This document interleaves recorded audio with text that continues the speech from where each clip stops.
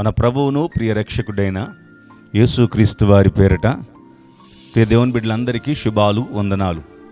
మరొకమారు దేవుని మాట అను ఈ ఆధ్యాత్మిక కార్యక్రమానికి మీ అందరికీ స్వాగతం. దేవుని కృపను బట్టి, మీ అందరి క్షేమాన్ని బట్టి నేనెంతగానో ప్రభువుని స్తుతిస్తూ ఉన్నాను. రండి, నేటి కాల వాక్యాన్ని ధ్యానం చేసుకుందాం. యెషయా గ్రంథము 30వ అధ్యాయము 26వ వచనం. యెహోవా తన జనుల గాయములను కట్టి వారి దెబ్బలను బాగు చేయు దినమున.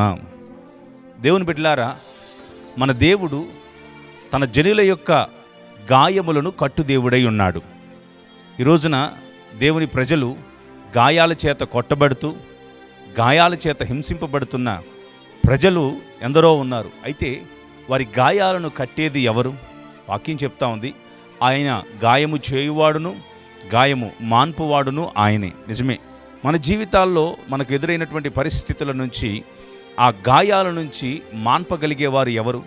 దేహానికి తగిలిన గాయానికి వైద్యాలు ఉన్నాయి, కానీ హృదయానికి, జీవితానికి, మనస్సుకు కలిగిన గాయాలకు ఎవరు వైద్యం చేయగలరు? జ్ఞాపకం చేసుకోండి, పరిశుద్ధ గ్రంథం యోహాను సువార్త 10వ అధ్యాయంలో ఓ వ్యక్తి యెరూషలేము నుంచి యెరికోకి దిగి వెళుతుండగా దొంగల చేతులోనికి చిక్కినప్పుడు దొంగలు అతన్ని గాయపరిచినట్లుగా మనం యోహాను సువార్త 10వ అధ్యాయంలో చూస్తాం.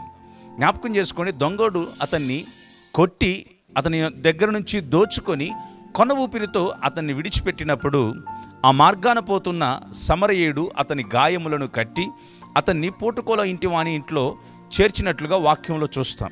ఆ మంచి సమరయుడు యేసుక్రీస్తు వారు. ఆయన గాయముల చేత ఆ కొట్టబడిన ఆ వ్యక్తి గాయాలను కట్టాడు. జ్ఞాపకం చేసుకోండి, ఇక్కడ కొట్టబడిన వాడు దొంగ, వాడు అపవాది. నిజమే, వాడు దోచుకునేవాడై ఉన్నాడు. ఈ రోజున చాలామంది జీవితాల్లో నుంచి సమాధానాన్ని సాతానుడు దొంగిలించేశాడు, సంతోషాన్ని చాలామంది జీవితాల్లో నుంచి దొంగిలించేశాడు, ఆశీర్వాదాన్ని దొంగిలించి వారిని కొట్టి కొన ఊపిరితో విడిచిపెట్టాడు. అయితే ప్రభు సెలవిస్తున్న మాట, మన గాయములను కట్టు దేవుడు ఆయన.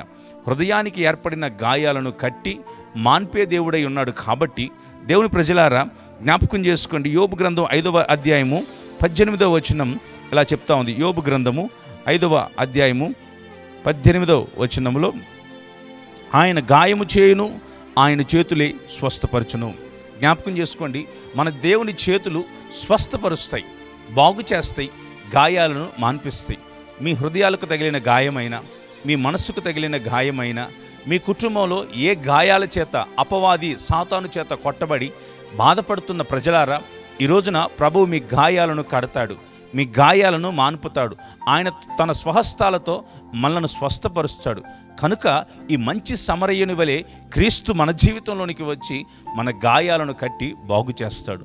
గాయాల చేత కొట్టబడి హింసింపబడుతూ మనిషికి పైకి కనబడుతున్న పరిస్థితులు వేరు, అంతరంగంగా బాధింపబడుతున్న పరిస్థితులు వేరు. అంతరంగ జీవితంలో నొప్పింపబడుతున్న పరిస్థితులు వేరు. అయితే హృదయాలకు తగిలిన గాయాలన్నింటినీ కూడా యేసు మాన్పించగలడు. అందుకనే ఆయన మన కొరకు శిక్షింపబడ్డాడు, ఆయన మన కొరకు గాయపరచబడ్డాడు. ఆయన గాయముల ద్వారా మనకు స్వస్థతని జ్ఞాపకము చేసుకున్న వారై ప్రభువు మన గాయాలను కడతాడు, స్వస్థపరుస్తాడు. కనుక నీ మనసు గాయపరచబడిందా? నీ గుండె గాయపరచబడిందా? నీ హృదయం గాయపరచబడిందా? నీ పరిస్థితులు గాయపరచబడ్డాయో ప్రభువుకి అప్పచెప్పుకున్నట్లయితే నిశ్చయముగా ఆయన బాగు చేసి నిన్ను నూతనమైన మార్గాల్లో నడిపిస్తాడు. ఎన్ని సంవత్సరాల నుంచి వెంబడిస్తున్న గాయాలనైనా దేవుని చేతికి అప్పగించినట్లయితే ఆయన మీ గాయాలను మెత్తన చేస్తాడు, నూనె రాసి వాటికి సంపూర్ణ స్వస్థత కలుగు చేసి మరలా మీ జీవితాలు నిలబడేటట్లుగా చేస్తాడు. గనక మంచి సమరయుడైన యేసుక్రీస్తుని మీ జీవితంలోనికి ఆహ్వానించండి, ఆయన మన గాయాలను కడతాడు. రండి, ప్రార్థన చేసుకుందాం.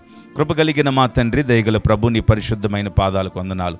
నీవు పొందిన గాయముల చేత మాకు స్వస్థత అనుగ్రహించే దేవుడవు నాయన. ఇదిగో యెరూషలేము నుంచి యెరికోకి వెళ్ళిపోతున్న ఆ వ్యక్తి గాయపరచబడినప్పుడు మీరు ఆ వ్యక్తిని ఎలాగైతే ముట్టి స్వస్థపరిచారో నీ బిడ్డలు జ్ఞాపకం చేసుకోండి. ఎవరైతే సాతాను చేత కొట్టబడి హింసింపబడుతూ శోధింపబడుతున్నారో, మనుషులకు చెప్పుకొనలేక హృదయ లోపలే కృంగిపోతున్నారో అటువంటి బిడ్డల గాయాలను జ్ఞాపకం చేసుకునండి.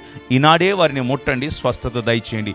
ఈ దేవుని మాటను ఆధ్యాత్మిక కార్యక్రమాన్ని నిరంతరము వింటున్న బిడ్డలను బట్టి మీకు స్తోత్రాలు.